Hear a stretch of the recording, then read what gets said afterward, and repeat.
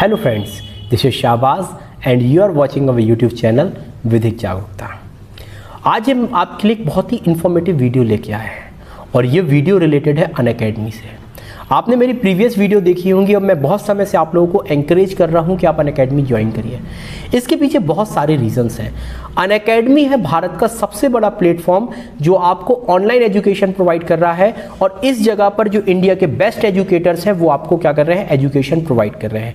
अगर आप भीड़ से अलग होना चाहते हैं, अपनी तैयारी को नया आयाम देना चाहते हैं तो डेफिनेटली आप क्या कर सकते हो, अनअकैडमी को ज्वाइन कर सकते हो। अनअकैडमी को ज्वाइन करने के पीछे जो रीजंस है, इसमें फ्री क्लासेस दी जा रही हैं और ये फ्री क्लासेस के बहुत सारे स्पेशल फीचर्स हैं। जैसे ये फ्री क्लासेस लाइव होती है और इंटरेक्टिव लाइव क्लासेस होती हैं। टीचर आपको वहां पढ़ाता है, एमसीक्यू लगाता है, टेस्ट कराता है, 1-to-1 इंटरेक्शन के साथ आपके डाउट्स भी वहां क्लियर करता है। पोल्स है, लर्नर्स के लिए पोल्स है जिससे आप टॉपिक को और अच्छे से समझ सकते हैं। रेज अ हैंड, जो प्लस सब्सक्राइबर होते हैं वो रेज अ हैंड करके टीचर से 1-to-1 क्वेश्चंस पूछ सकते हैं। कभी भी क्लास मिस नहीं होगी, आपको क्लास का नोटिफिकेशन आता रहेगा। आप अगर एक बार सब्सक्राइब कर लेते हो, फेवरेट एजुकेटर को सब्सक्राइब कर लेते हो, आप मुझे भी वहां पे जाके सब्सक्राइब कर सकते हो डिस्क्रिप्शन बॉक्स में। तो अगर आप करते हो तो आपको चीजें मिलेंगी, लेक्चर्स, नोट, पीडीएफ और कहीं से कभी भी आप क्लासेस ले सकते हो। तो बहुत सारी फैसिलिटीज आपको यहां पर प्रोवाइड की जा रही हैं। रोज मॉक टेस्ट होते हैं भैया, रोज सुबह मॉक टेस्ट होते हैं आपके। सुबह 9 बजे से रोज आपके जो 9 से 9:30 रोज आपके मॉक टेस्ट हो रहे हैं, तो आप फ्री मॉक टेस्ट भी दे सकते हो। और मैं भी वहां मॉक टेस्ट करा रहा हूं, रोज आपको रात को 9 बजे आता हूं, मॉक टेस्ट कराता हूं। बहुत बेहतरीन मॉक टेस्ट हो रहे हैं, आप एक बार उनको ज्वाइन करके देखिए, आपको तैयारी बहुत आपकी बेहतरीन हो जाएगी। प्लान्स की बात करते हैं तो आप अपनी स्क्रीन पर देख सकते हैं, बहुत सारे प्लान्स हैं और इन प्लान्स पे अभी ऑफ भी चल रहा है, तो आप इन प्लान्स को भी ज्वाइन कर सकते हो। ठीक है, अगर आप मुझसे जुड़ना चाहते हो, तो आप मुझसे भी जुड़ सकते हो, अनअकैडमी से भी जुड़ सकते हो। अनअकैडमी से जुड़ना चाहते हो तो आप देख सकते हो अपनी स्क्रीन पर यूट्यूब और टेलीग्राम में लिंक दी गई है। और अगर आप मुझसे जुड़ना चाहते हो तो विधिक जागरूकता चैनल, जिसकी लिंक आपको डिस्क्रिप्शन में मिल जाएगी। और अगर आप यूट्यूब चैनल मेरे पहली बार आए हैं तो वीडियो को लाइक करें, चैनल को सब्सक्राइब करें। ठीक है, और साथ साथ जो भी एग्जाम्स हो रहे हैं उनके संबंध में बहुत सारी फ्री क्लासेस मेरे द्वारा लाई जा रही हैं अनअकैडमी में, तो आप जाके वो भी देख सकते हैं। और अगर आप जब लिंक पर क्लिक करते हैं क्लासेस के थ्रू, तो आप क्या कर सकते हो, उसमें एक कोड मांगा जाएगा, तो आप उसमें शाबाश 10 कोड यूज करिए, SHABAZ, तो आप फ्री क्लासेस को एक्सेस कर सकते हैं। और टेलीग्राम चैनल में चले जाइए, टेलीग्राम चैनल में आपको रेगुलरली बहुत सारी एग्जाम की अपडेट्स मिलती रहेंगी। जैसे छत्तीसगढ़ का भी एग्जाम आया है, तो ये सारी अपडेट्स वगैरह आपको वहां पे डेफिनेटली मिलती रहेंगी। इंपॉर्टेंट सेक्शन, जो पूरे एक्ट में जितनी इंपॉर्टेंट सेक्शंस हैं उनमें से 34 सबसे इंपॉर्टेंट सेक्शन है। अब 34 क्या बोलती है? 34 बात करती है एक सिद्धांत की जिसको बोलते हैं कॉमन इंटेंशन। हिंदी में बोलते हैं सामान्य आशय। लिखिएगा हिंदी में सामान्य आशय, लिखिएगा सामान्य, समान आशय नहीं, सामान्य आशय।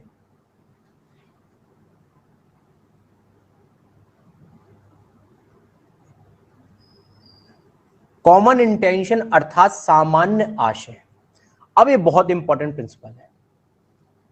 इसको लाने के पीछे रीजन क्या था, लाया क्यों गया, कॉमन इंटेंशन होती क्या है, इसके बारे में अपन पढ़ेंगे। तो सबसे पहले कुछ चीजें समझिएगा।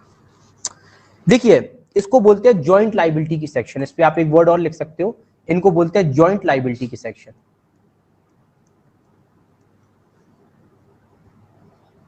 जॉइंट लायबिलिटी की, इनको क्या बोला जाता है, जॉइंट लायबिलिटी की सेक्शन। जॉइंट लायबिलिटी को क्या बोलते हैं, संयुक्त दायित्व की धाराएं। यहां पे आपका दायित्व संयुक्त माना जाता है और संयुक्त दायित्व की धाराओं में से 34 में से 38 तक ये सारी आ जाती हैं, संयुक्त दायित्व की धारा। और ये सामान्य आशय में केवल 34 आता है, कंफ्यूज मत होइएगा। जहां वर्ड सामान्य आशय लिखा है इसमें धारा आपकी आती है 34, इसको कॉमन इंटेंशन बोलते हैं। सेक्शन 34 से 38 आती है, वो आपकी जॉइंट लायबिलिटी की सेक्शन आ जाती है। किसकी सेक्शन आती है, जॉइंट लायबिलिटी की। क्लियर हुआ यहां तक? अब अपन आगे देखते हैं, समझिएगा। अब इस सेक्शन को लाया क्यों गया, देखिएगा। अंग्रेज बड़े होशियार थे, वो ये जानते थे, आप एक चीज जानते हो कि व्यक्ति अकेले में जब कोई कार्य करता है तो वो कार्य करना थोड़ा सा डिफिकल्ट होता है। अकेले में व्यक्ति क्या करता है, जो मनचाहा रिजल्ट होता है वो नहीं होता, वो भयभीत होता है। हम आपसे बोले जाओ ए का मर्डर कराओ अकेले, आप डरोगे, यार अकेले नहीं जा रहा यार, अकेले व्यक्ति डरता है। लेकिन अगर हम आपसे एक चीज कहें कि ऐसा करो कि आप लोग 5 लोग मिल जाओ या 2 लोग मिल जाए, 3 लोग मिल जाओ, जाओ एक का मर्डर कर जाओ, तो जब अपन बोलते हैं ना संगठन में शक्ति होती है, तो जब एक से ज्यादा व्यक्ति होते हैं, जब एक से ज्यादा व्यक्ति होते हैं तो वहां क्या होती स्थिति कि व्यक्ति अपराध को और अच्छे से कर सकता है, और व्यक्ति के जो मन में क्या होती है, मन में डर होता है, वो डर भी खत्म हो जाता है। तो अब क्या किया जाए, हम चाहते हैं कि ऐसा हो कि लोग इकट्ठा ही ना हो, क्योंकि जितने ज्यादा से ज्यादा लोग इकट्ठा होंगे उतना खतरनाक परिणाम आएगा। एक व्यक्ति को एक व्यक्ति जाके मारेगा तो स्वाभाविक बात है चोट भी कम लगेगी, हो सकता है वो मारने ही ना जाए, मारे तो अगर वहां से कोई पुलिस आए या कोई व्यक्ति उसको देख के दौड़ा दे तो भाग जाए। लेकिन जहां पे 50 व्यक्ति हैं या 10 व्यक्ति हैं या 5 व्यक्ति हैं तो फिर क्या वो वहां से भागेंगे? नहीं भागेंगे, कोई व्यक्ति बचाने तक ना जाएगा। तो हम ये चाहते थे कि यूनिटी तोड़ी जाए, क्योंकि अगर यूनिटी बन रही है, अंग्रेजों के साथ क्या होते थे, जब विद्रोह हो रहा था 1857 में विद्रोह हुआ था, हुआ क्या था कि भारतीय लोग मिले थे और मिलके क्या किया था, अंग्रेजों को मारा था। अकेले अकेले ये इंडियंस को मारते थे। जब इंडियंस 1857 के विद्रोह में क्या हुआ, इकट्ठा हुआ, इकट्ठा उन्होंने मारा। तो इन्होंने कहा कि ऐसा करो कि यार, अब इकट्ठा में होता क्या था, समझो 5 लोग हैं इस कमरे में, 5 लोग गए, समझिएगा। अब हमें नहीं पता कि अंदर क्या हुआ, 5 लोग थे। जब 5 लोग निकले ये पता चला कि एक व्यक्ति का मर्डर हो गया अंदर। हमने सीसीटीवी कैमरा देखा, उसमें से 5 या 6 लोग देखे निकलते हुए। हमने कहा भैया आपने मर्डर किया? आप कह रहे हमने नहीं किया, इनने किया। हमने इनसे पूछा इनने किया? वो कह रहे नहीं उनने किया। उनसे पूछा, वो कह रहा उनने किया। अब पता ही नहीं मर्डर किसने किया, कोई किसी का नाम ही नहीं बता रहा। हमने सबको मार लिया, पीट लिया, सब कुछ कर लिया, वो कह रहा उसने किया। अब क्या करें, सबको 5 को दंड दे दे? नहीं भैया, जब तक आपका जुर्म कबूल नहीं हो जाता, आप क्या हो जाता, आपका अपराध साबित नहीं हो जाता है, तब तक हर व्यक्ति इनोसेंट है। और हमें पता चल नहीं रहा है कि अपराध करा किसने है, ये नहीं पता चल रहा कि अंदर अपराध कर किसने दिया। अब क्या किया जाए? कभी कभी अपराध ऐसे भी होते हैं कि एक व्यक्ति क्या करता है, हाथ पकड़ता है, एक पांव पकड़ता है, एक छुरा मारता है, एक बाहर खड़ा रहता है, ठीक है, जो लगाता है कि पुलिस आ रही है नहीं आ रही, हम कुकी बजा देंगे, इस प्रकार से कर देंगे। इस प्रकार के भी अपराध होते हैं। अब अपराध हुआ, एक व्यक्ति ने चक्कू मारा, तो क्या केवल उसी को मर्डर के लिए लायबल करेंगे? दूसरा कह रहा नहीं भैया हमने तो हाथ पकड़े थे, हाथ पकड़ने की सजा दे। दूसरा कह रहा हमें पांव पकड़ने की सजा दे दो। तीसरा कह रहा हम बाहर खड़े थे, बाहर खड़े होने की जो सजा वो दे दो। और चौथा कह रहा भैया हमने चक्कू मारा था, इसे चक्कू मारने की सजा दे दो। नहीं भैया, यहां पे क्या होता है, ये सब लोग एक साथ क्या थे, सबके मन में क्या था, मर्डर था ना, तभी तो आप लोग प्लानिंग करके आए थे। भले किसी ने हाथ पकड़े, भले किसी ने पांव पकड़े, यहां पे अगर सबके मन में एक ही चीज थी, कॉमन इंटेंशन था, सबका आशय एक जैसा था, और रिजल्ट क्या हुआ, एक जैसा आया। तो अब किसने कौन सा एक्ट किया इसको नहीं देखा जाएगा, बल्कि रिजल्ट देखा जाएगा कि फाइनली रिजल्ट क्या आया, और जो रिजल्ट आया उसके लिए व्यक्ति दोषी माने जाएंगे, ना कि अपने पर्टिकुलर एक्ट्स के लिए। अब इसको बताते हैं अपन इस प्रिंसिपल को। तो सबसे पहले इसको उठाते हैं, सेक्शन 34। ये बहुत बड़ा प्रिंसिपल है और बहुत अच्छे से समझिएगा।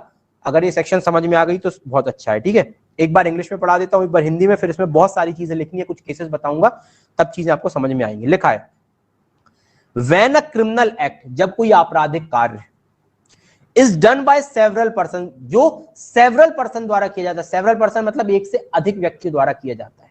कम से कम कितने व्यक्ति होने चाहिए? 2 व्यक्ति।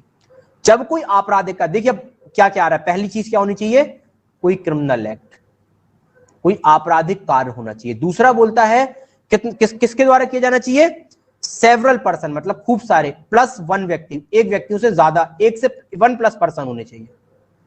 तीसरा लिखा है, इन फर्दरेंस ऑफ कॉमन इंटेंशन, व्यक्तियों की कॉमन इंटेंशन में होना चाहिए। कॉमन इंटेंशन अभी बताते हैं क्या होती है, ठीक है, अभी हम कॉमन इंटेंशन आपको बताएंगे। उनकी कॉमन इंटेंशन में होना चाहिए, ठीक है। कॉमन इंटेंशन किसकी? ऑल की, सबकी कॉमन इंटेंशन, मतलब जो लोग भी वहां सम्मिलित थे, एक से अधिक जितने लोग भी थे, सबकी कॉमन इंटेंशन होनी चाहिए। Each of such person is liable, जितने भी वो व्यक्ति होंगे, जितने भी व्यक्ति, ईच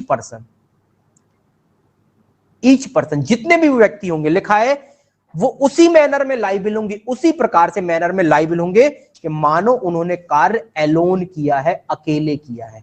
अब देखिए, मानो उन्होंने कार्य अकेले किया, ऐसे दोषी होंगे। एक व्यक्ति था A plus B plus C plus D, इन लोगों ने, 4 लोगों ने प्लानिंग करी और प्लानिंग की कि हमें जाके क्या करना है, एक्स नाम के व्यक्ति का मर्डर करना, और जाके मर्डर कराए। मर्डर में चक्कू किसने मारा? ए ने। बी ने पांव पकड़े थे, सी ने क्या किया थे, हाथ पकड़े थे, और डी दरवाजे में खड़ा था। लेकिन सबका आशय क्या था कि किसका मर्डर करना? एक्स का। अल्टीमेटली एक्स का मर्डर हो गया। अब क्या होगा? पहली बात, क्रिमिनल एक्ट है, बिल्कुल है। कितने व्यक्ति, एक से अधिक व्यक्ति हैं, बिल्कुल है। क्या व्यक्तियों के बीच में कॉमन इंटेंशन थी, उनका आशय एक जैसा था, बिल्कुल है। क्या सबने अपराध में हिस्सा लिया? बिल्कुल सबने हुआ। तो हर व्यक्ति को ऐसे माना जाएगा कि उसने, हर व्यक्ति ने अलग अलग अपराध किया है। साथ में अपराध किया, अलग अलग अपराध किया, तो हुआ कौन सा अपराध? कौन सा अपराध हुआ अल्टीमेटली? मर्डर हुआ ना। अगर हम अब ये देखते कि हर व्यक्ति का अलग अलग कार्य को अगर हम मान लेते तो इसको मर्डर के लिए लायबल करते, फिर इसको हर्ट के लिए लायबल करते, इसको कन्फाइनमेंट के लिए करते और इसे अन्य चीज के लिए। लेकिन नहीं, हर व्यक्ति के कार्य को हम क्या करेंगे, अलग अलग अपराध मानेंगे। अब ये व्यक्ति भी मर्डर के लिए लायबल होगा, ये व्यक्ति भी मर्डर के लिए लायबल होगा, ये व्यक्ति भी मर्डर के लिए लायबल होगा और एंड वाला व्यक्ति मर्डर के लिए लायबल होगा। मतलब यहां पे ये नहीं देखा जाएगा कि आपका एक्ट क्या था, आपका एक्ट छोटा था या बड़ा था, बल्कि आप अपराध में सम्मिलित थे ना, हाँ सम्मिलित थे, तो सबके ऊपर बराबर की लायबिलिटी रखी जाएगी और सब दोषी बराबर से मानेंगे। इसलिए क्या होता है, ये सेक्शन को लाया गया था, ये पुलिस के लिए बहुत यूजफुल सेक्शन है। जब पता चला पुलिस को कि कितने लोग थे, 5 लोग, तो पुलिस अब ये ना देखती फिरेगी कि इन्होंने हाथ पकड़ा था कि इन्होंने पांव पकड़ा था, कितने लोग थे, 5 लोग थे, सीधा सीधा लगाई धारा 34 और जहां से धारा 34 लगी अल्टीमेटली क्या हुआ, मर्डर, सब मर्डर के लिए लायबल। धारा लगी 34, अल्टीमेटली क्या हुआ, घर में घुस के चोरी हुई ना, सब घर में घुस के चोरी के लिए लायबल हो जाएंगे। तो ये सबसे खतरनाक होती, जब व्यक्ति क्या होते एक साथ अपराध करते ना, तो इस सेक्शन का यूज किया जाता। हमेशा ये लगती है सेक्शन, ये सेक्शन अपने आप में दंड आपको नहीं देती है, खुद में पनिश नहीं करती है, बल्कि ये सेक्शन क्या करती है, ये सेक्शन किसी ना किसी सेक्शन के साथ मिल जाती है और व्यक्ति की लायबिलिटी को क्या करती है, इंक्रीज कर देती है। लायबिलिटी खतरनाक वाली सेक्शन बोल सकते हैं इसको। जैसे अगर 5 लोग थे, अब आप बाद में बात बोल रहे हो, अरे यार हमसे तो गलती हो गई, हम उसके साथ चले गए थे, अब गए क्यों साथ में, मना कर रही मत जाइए। अब आप साथ में प्लानिंग करके गए थे ना, बाद में बोल रहे हो नहीं यार हम तो केवल गाड़ी में उन लोगों को लिफ्ट दे रहे थे, वो डकैती दोनों लोगों ने की थी, हमने तो इन्हें डकैती की, हमें तो 500 रुपए मिले थे, एंड में हम तो 500 रुपए में ले गए थे उनको। अरे भैया तुम्हें 500 मिले हो, 100 रुपए हो, अब तुम गए थे ना, अपराध में सम्मिलित थे ना, अब बोलो हम एक्टिवली सम्मिलित थे, पैसिवली थे, हम तो केवल गाड़ी में लेके जा रहे थे, पता था ना कि गाड़ी क्यों जा रही है, हाँ पता था, ये तो पता था गाड़ी क्यों जा रही है, हमने थोड़ी ना डकैती की, डकैती दूसरों ने की, क्या मतलब, अपराध में शामिल हुए ना, आपको सेम जो वहां पे कॉन्सिक्वेंसेज हुए हैं, डकैती, अगर डकैती में कोई का मर्डर भी हो गया है तो आप उस चीज के लिए भी लायबल होगे, भले आपने केवल बाहर खड़े रहोगे। तो बाहर खड़े रहने से आपके दायित्व नहीं हो जाते। यहां अपराध और हमने बाहर एक व्यक्ति को खड़ा कर दिया, हमने क्या, अगर पुलिस आए तो थोड़ा सा आवाज वगैरह लगा देना, मोबाइल में मिस कॉल मार देना, एक व्यक्ति को रोड में खड़ा करके आए हम, एक व्यक्ति को इस रोड में खड़ा किया, उस व्यक्ति को उस रोड में खड़ा कर 100 मीटर दूर खड़ा कर दिया, हमने कहा यहां से पुलिस आए तो तुम फोन करना और यहां से पुलिस आए तो तुम फोन करना, हम लोग अपराध कर रहे हैं, ठीक है, अपराध किया, एक व्यक्ति को मार दिया, अब बाद में पकड़े गए, बोले और कौन सा साथ में रोड पे कौन खड़े थे, हमने 2 लोग, हमने कहा ये दोनों खड़े थे रोड पे। मर्डर किसने किया, इन्होंने, इन चारों 5 लोगों ने मर्डर किया। अब ये बाद में क्या कह रहे, हमने क्या किया, हमने तो मारा ही नहीं, हम तो गए ही नहीं थे। उन्होंने बोला भैया वहां पे तो थे ना घटनास्थल पे, बोले घटनास्थल पे नहीं थे, थोड़ा दूर खड़े थे हम। दूर खड़े थे, क्यों खड़े थे, अपराध में हिस्सा तो ले रहे थे ना, डायरेक्टली हिस्सा नहीं ले रहे थे, इनडायरेक्टली ले रहे थे ना, आपकी वजह से कहीं ना कहीं अपराध सुकर बना, इजी बना। अगर आप वहां पे ना होते तो व्यक्ति हो सकता है डर के मारे ऊपर ही ना आते, तो आपने कहीं ना कहीं अपराध में मदद की। तो अब मर्डर भले इन्होंने किया, चक्कू इन्होंने मारा, अब जितने लोगों ने हाथ पकड़े थे, जितने लोगों ने पांव पकड़े थे, जो लोग इधर उधर खड़े थे, सब बराबर के लिए मर्डर के लिए ही लायबल होंगे। अब आप बाद में ये मत कहिएगा नहीं हमने तो चक्कू मारा ही नहीं, हमें क्यों मर्डर के लिए लायबल कर रहे हैं।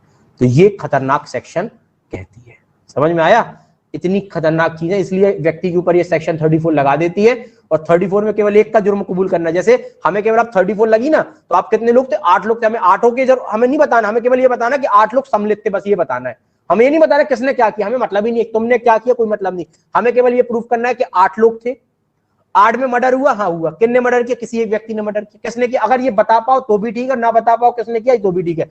हमने अगर ये साबित कर दिया इन्होंने मर्डर किया तो भी सब बराबर से जाएंगे। अगर ये भी साबित ना कर पाए कि इन्होंने मर्डर किया, बस ये पता है कि 8 में से किसी ने किया है, कमरे में थे, कमरे में आवाज आई, कोई व्यक्ति मर गया, किसी ना किसी ने तो मर्डर किया ना, 5 में से किया है किसी ने, कोई नहीं पता चल रहा किसने किया, लेकिन फिर भी सब मर्डर के लिए लायबल माने जाएंगे। अगर प्लान के लिए अवेयर नहीं है तो फिर लायबल नहीं होगा। जैसे आप समझो जो रोड पे खड़े थे या जो थे, अगर प्लान के लिए लायबल नहीं, आप प्लान में अगर सम्मिलित नहीं थे, आपको पता ही नहीं था, तो फिर वो कॉमन इंटेंशन नहीं आएगी, फिर आप लायबल कैसे होगे। लायबल आप बताते हो कॉमन इंटेंशन का मतलब क्या होता है, वो भी जब लिखाऊंगा तो पता चलेगा।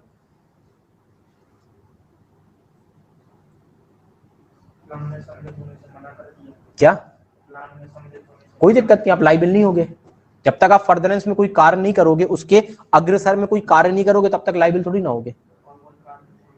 उन लोगों ने करी तो वो लायबल होंगे, आपको कोई ने बताया तो आप ऐसा थोड़ी ना कि हमने आपको बताया कि मर्डर करने जा रहे हैं, आपने कहा हमें नहीं करना भैया, नहीं नहीं नहीं नहीं नहीं, हम बता रहे अभी आपको ये चीजें बता रहे हैं, अभी आपको और चीजें क्लियर होंगे, बहुत सारे केसेस आने वाले।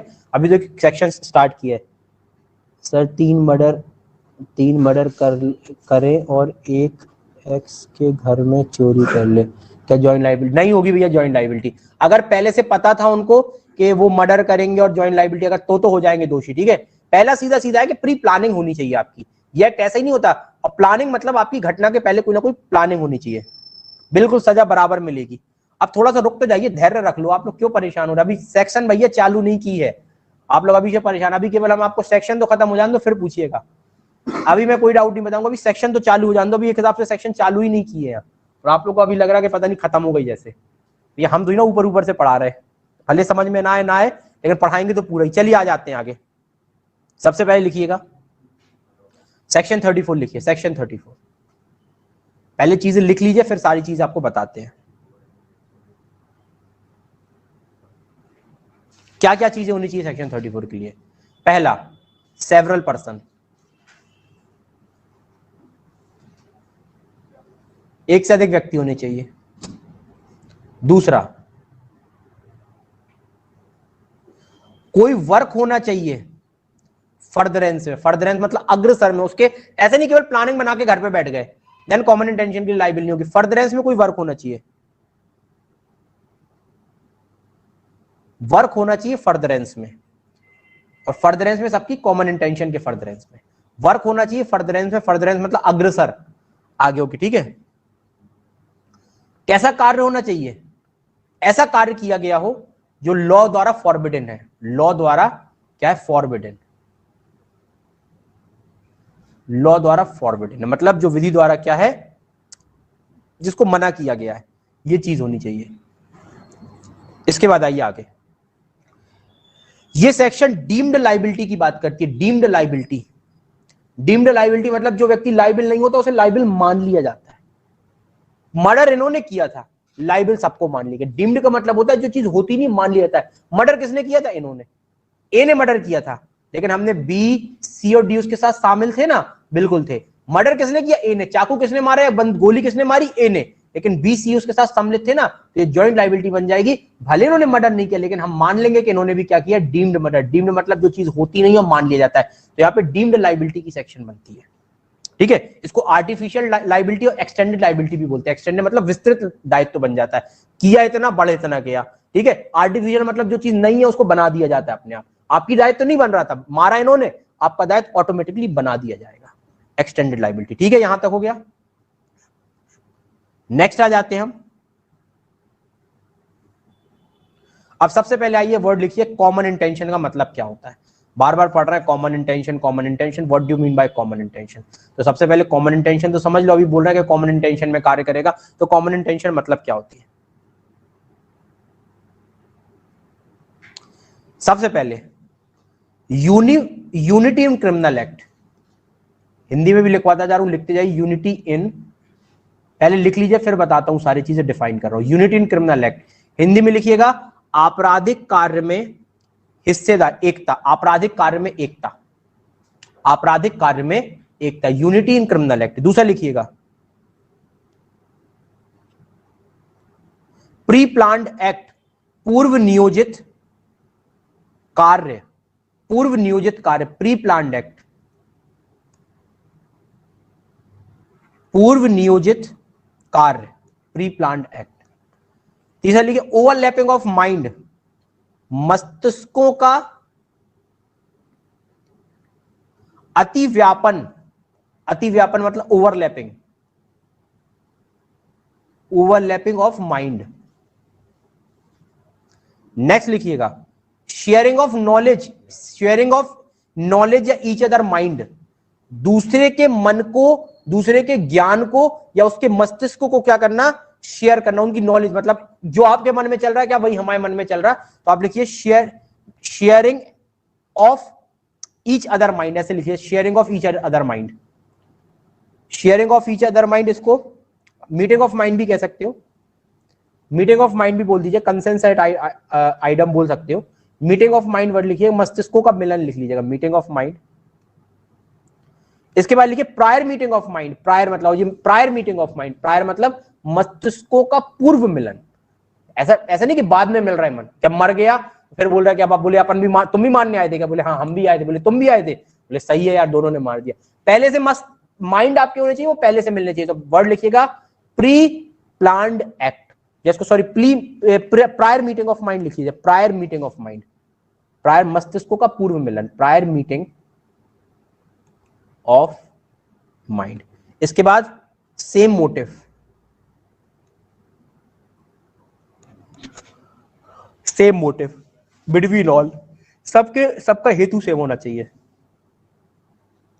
अब समझिएगा, सेम मोटिव बिटवीन ऑल, सबके बीच में क्या होना चाहिए, हेतु एक होना चाहिए। अब समझिएगा, जैसे पहला बात है यूनिटी इन क्रिमिनल एक्ट। जो क्रिमिनल एक्ट हो रहा है, मतलब हमने बोला था ना क्या होना चाहिए, क्रिमिनल एक्ट होना चाहिए, एक्ट होना चाहिए जो फॉरबिडन वर्ड लॉ है, मतलब जो ऐसा कार्य है जिसे विधि करने से मना कर रही है, जो आपराधिक कार्य है, उस आपराधिक कार्य के संबंध में सबके बीच में यूनिटी होनी चाहिए। यूनिटी, ऐसा नहीं कि हम कह रहे हैं मर्डर करना, ये कह रहे हैं मर्डर नहीं करेंगे, अपन वहां पे क्या करेंगे, हाथ पांव तोड़ेंगे, ये कह रहे हैं नहीं केवल मुक्के मारेंगे, ये कह रहे हैं केवल डरा के आ जाएंगे। अब जब सबको ये अलग अलग सोच रहा है तो फिर जो करोगे उसके लिए लाइबिल होगे। लेकिन अगर सबको एक जैसा सोच रहे थे, हमारे मन में यूनिटी थी अपने बीच में, हमने कहा भैया होना क्या है, फाइनली बताओ, आपने कहा मर्डर ही होना है, यूनिटी हुई। अगर यूनिटी सबके बीच में थी देन लाइबिल होगा। ऐसा ना हो कि अपन ने बोला कह रहे ठीक है, ये क्या कह रहे मर्डर होना, ये कह रहे कि ठीक है, हमको क्या मरेंगे, हम तो केवल उसमें चक्कू ही मारेंगे, उसके पैर काट देंगे, ये कह रहे नहीं हम तो मुक्का ही मारेंगे, कह रहे हम तो गालियां देंगे, ये कह रहे हम डरा के भागाएंगे। हम कह रहे यार भाई फाइनल बताओ होना क्या, बोले नहीं वहीं पे चल के देख लेंगे जैसा होगा।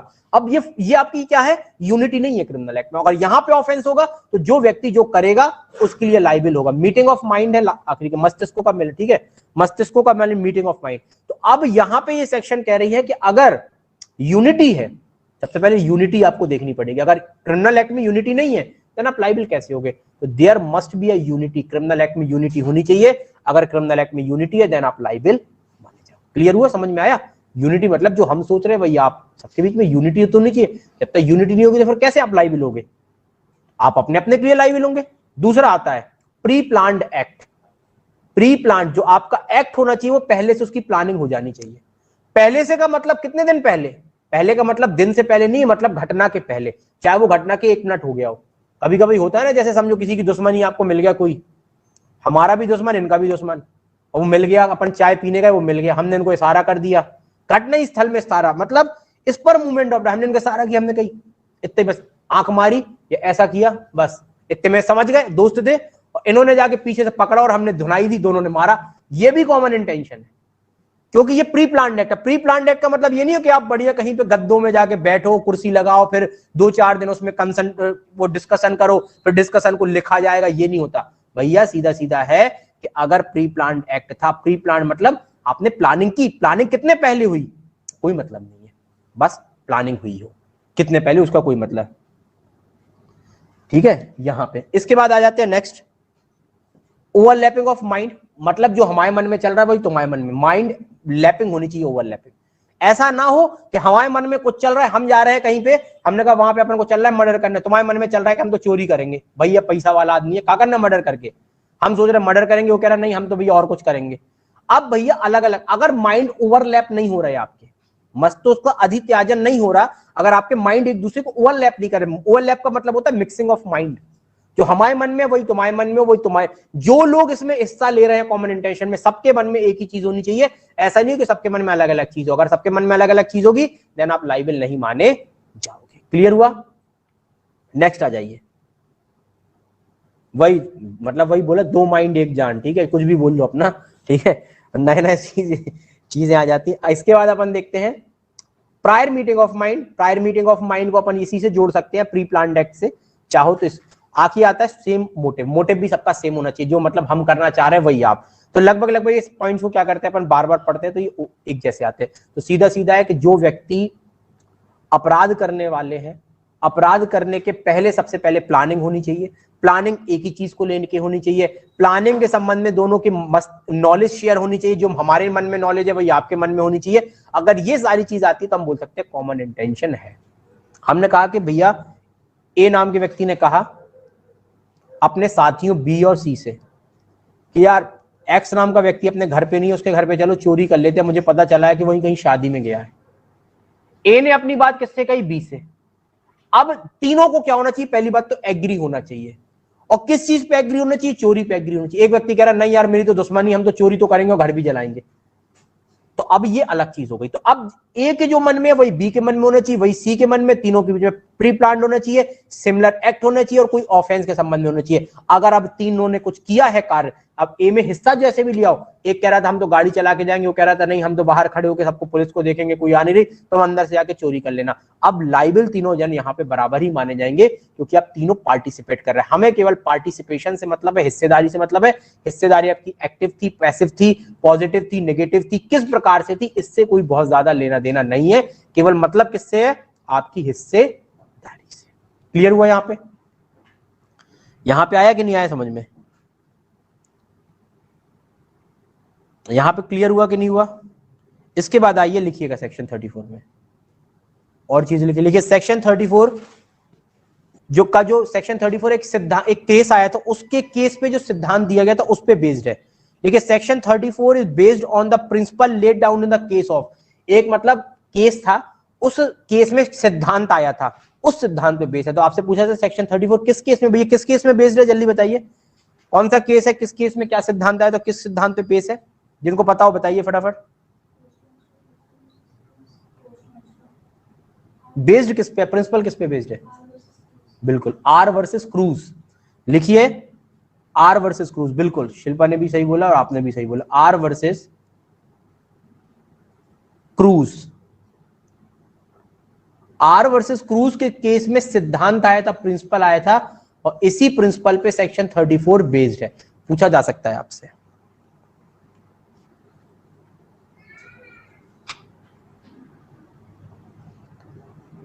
एक केस लिखिएगा, बालेंद्र कुमार घोष, बालेंद्र कुमार घोष, बी के घोष के नाम से जाना था, बी के Ghosh, Balendra Kumar Ghosh versus,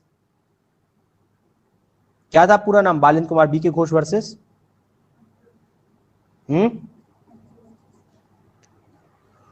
Balendra Kumar Ghosh versus king emperor, 1925 Privi council, 1925 Privi council.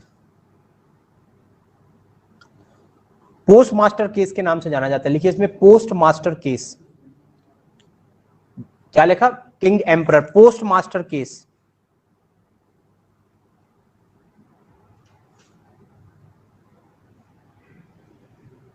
कौन थे इसमें जस्टिस, जस्टिस कौन थे इसमें? बालेंद्र कुमार घोष के केस में जस्टिस कौन थे? समनर, नहीं भैया मिलविल नहीं थे, समनर थे। ठीक है, लिखिए लॉर्ड समनर, जस्टिस समनर। पूछा गया एग्जामों में कि जस्टिस कौन थे, जस्टिस समनर। अब हुआ क्या था समझिएगा, इसको पोस्ट मास्टर केस बोलते हैं। कुछ लोग क्या गए थे, पोस्ट ऑफिस में डकैती डालने गए थे। अब डकैती डालने गए, कुछ लोग तो अंदर चले गए, एक व्यक्ति को बाहर खड़ा कर दिया गया और उससे कहा गया कि तुम्हारा काम क्या है कि अगर कोई आए तो तुम यहीं पे देखना, और कोई ये पुलिस वगैरह आए या कुछ आए, डकैती डालोगे तो हो सकता है पुलिस को पता चल जाए, तो आए तो तुरंत आवाज करना, इशारा देना, जिससे हम लोग भाग जाएंगे। बाद में क्या हुआ, इन लोग चोरी डकैती करके चले गए, भाग गए, बाद में पकड़े गए इन लोग। तो उनसे पूछा भैया तुम्हारे साथ कौन कौन था, कौन कौन था, सबके नाम आए कि इन्होंने डकैती की। बोले कि एक व्यक्ति और था जैसे वो वहां पे खड़ा था। उन्होंने बताया कि एक व्यक्ति था, पोस्ट मास्टर केस था, वो कहाँ खड़ा था, बाहर केवल खड़ा था, क्या देख रहा था, वो घटनास्थल के अंदर मौजूद नहीं था, समझिए ये बैंक है, वो बैंक के बाहर खड़ा था, यहाँ पे इतने दूर। वो कि उसका काम क्या था, बैंक के बाहर खड़े होकर ये देखना कि क्या पुलिस तो नहीं आ रही, पुलिस आए तो बताए। तो अब इनको क्या किया गया, डकैती के लिए जब लाइबल किया गया, इसमें शायद मर्डर भी हो गया था, ठीक है, मार भी दिया था, तो मर्डर भी हो गया था। जब इनको डकैती और मर्डर के लिए लाइबल किया गया, इनके साथियों को, तो एक नाम आया कि भैया एक व्यक्ति और था, बालेंद्र कुमार घोष भी थे।